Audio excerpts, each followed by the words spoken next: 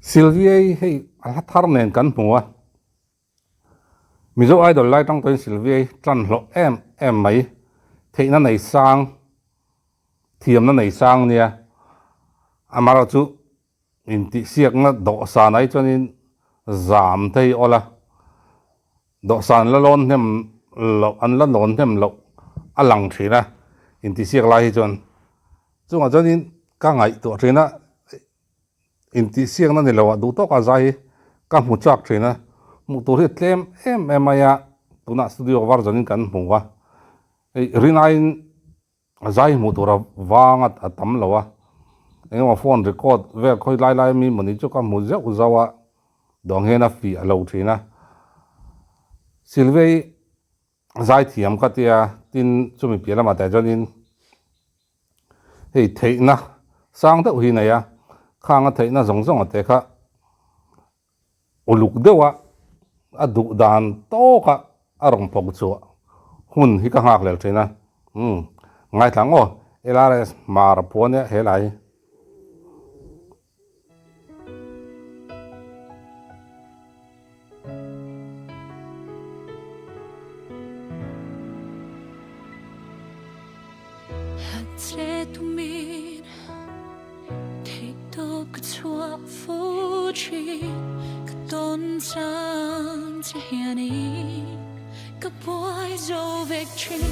lo kha o pe khan nal zia o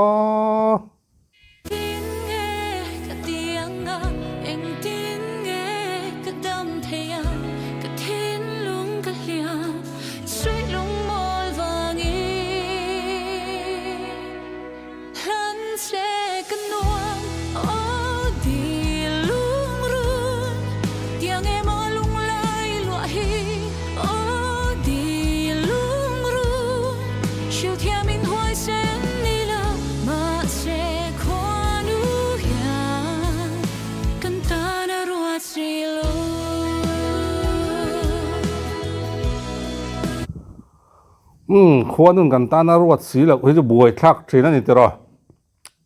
nang le ke hian khuan nun kan ta na ruat lo du deuh star deuh hi chu kan nei don ti hriat reng ei Sylvia mel that ngai la mel thareng maya a opek na zia kha laron la tan chau vel o han na turgu zia kha che hi nia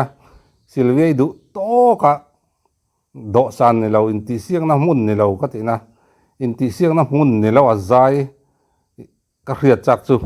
konfi dewa tu to ka zai ka hriat chak thina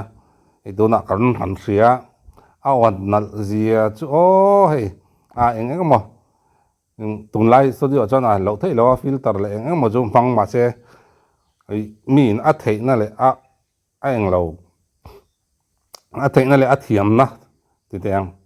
khatiang anga arom pho chu tak tak ke chonin an thei na le an thiam nei alang chiang thina a fia fel fai thina ngai thakin nuam em mai ni ala thu po ngai thak anuam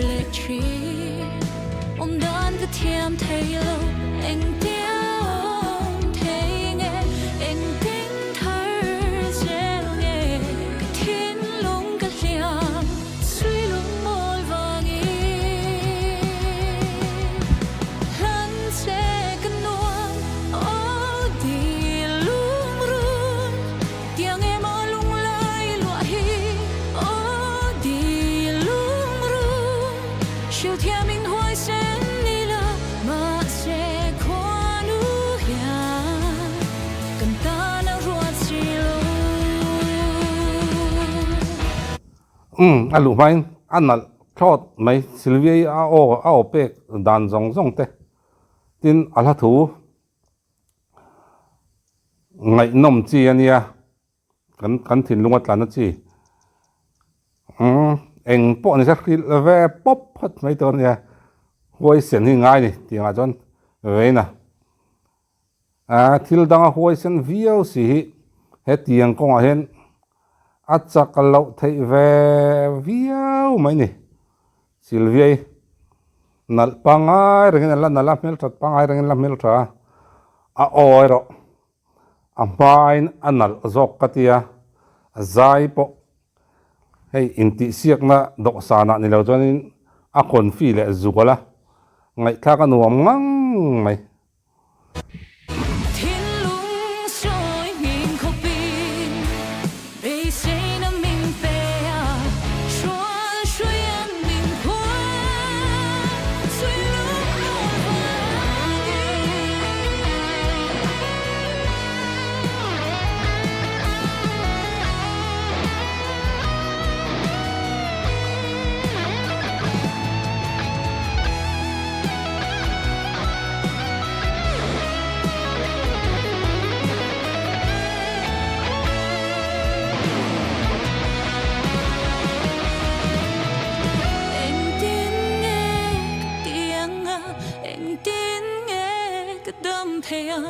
cái thiên lung cái liang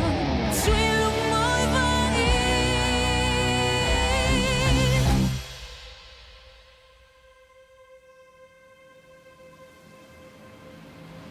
lan che cái nuông ô đi lung ru tiếng em ở lung lay lụa hi ô đi lung ru chiều theo mình hoài sẽ đi là mà sẽ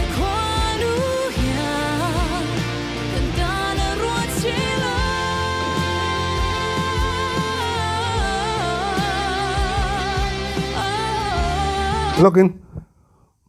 a prita tanga non lut chou tai chou kual vel chu an sop na le mai thin ve hei nia Sylvia sial deuh na pakhat chu tiang vela hian a o hi chak lo mel deuh si te hi damdel om si a o hi chak phian le nga la thina na ngai thak an nuam ngang mai tin katia hei tun lai kan musician te engki ma hin an tha em zel maya no pangte te atiang do sana an lona tingtang a remoi eng mo a han tum toy chonin a world class right zel mai ni kan thang tharte remoi thiam to ziate heng hi a thar hian kan mun non thin ka tia ei Christmas an nai lenga khoi veng amo concert le eng mon omanga chunga chonin tu kho khaina kan la hriat ngai lo veng chung te pon an zai thina ni a ting tanga per thina ni khonga vo thina ni keyboard tum thin ni ti po an hriat hlei lo khan an on ti le dona ngei na ma se chung te po chu an remoi ron tum se adik zai ze kut nu hi dik zai zel maya remoi hen pa hi kan van son tak engki ma hin ngai thakin nuam vong chen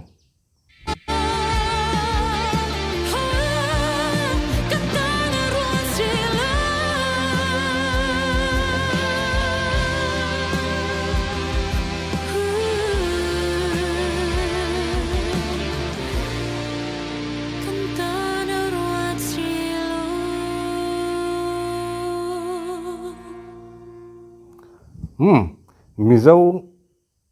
Emily te pokte la an de so lawang hei evanescence an vocalist hei nen hian ai a ma pon ka te khin thina min nu thina no pang ho yan ma se to na ron zai che Emily nen hian anin ang nu to kan opek zong nen hian anin ang katia ke ma chon hei ka lo pot lu da ni chu